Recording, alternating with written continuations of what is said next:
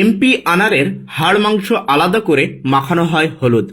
হয়তো পাওয়া যাবে না সম্পূর্ণ মৃতদেহ।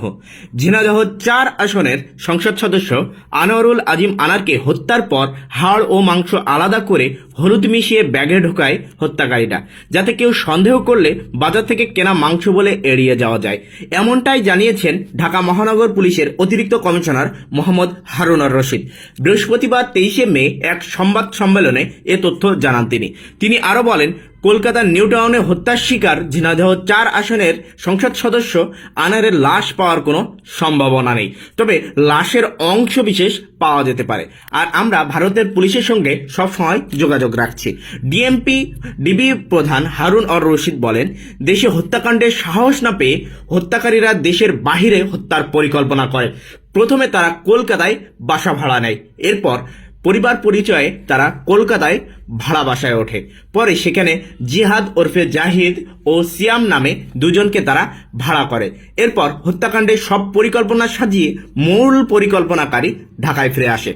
হারুনুর রশিদ আরও বলেন, এরপর ১২ই মে এমপি আনার কলকাতায় গিয়ে বন্ধু গোপালের বাসায় ওঠে। পরের দিন ১৩ই মে কাজ আছে বলে বাসা থেকে বের হয় আনার। পরে ফয়সাল নামে একজন সাদা গাড়িতে তাকে রিসিভ করে। এরপর কিছু দূর গিয়ে হত্যাকারী সে গাড়িতে ওঠে।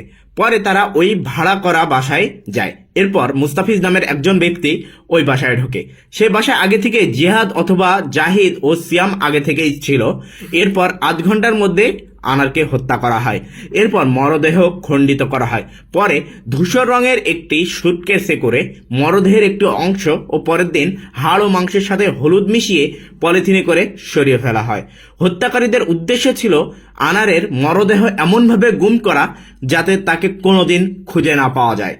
হত্যাকাণ্ডের পর হত্যাকারীরা একে একে বাংলাদেশে চলে আসলে মূল পরিকল্পনাকারী দেশ থেকে চলে যায় বলেও জানান হারুন।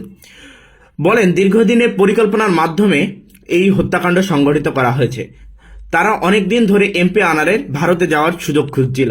হারুনুর রশিদ আরও বলেন, হত্যার পর হত্যাকারীরা আনারের ফোন থেকে বিভিন্ন জনকে মেসেজ পাঠায় যাতে কেউ তার নিখোঁজের বিষয়টি সন্দেহ না করে।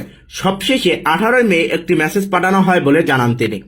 এছাড়াও ঘন ঘন একাধিক স্থানে আনারের ফোনটি পাঠানো হয়। সর্বশেষ বেনাপোল থেকে আনারের ফোন দিয়ে তার ব্যক্তিগত সহকারীর কাছে মেসেজ পাঠানো হয়। এর মাধ্যমে তদন্তকারী সংস্থাকে ভিন্ন খাতে প্রবাহিত করার চেষ্টা করা হয়।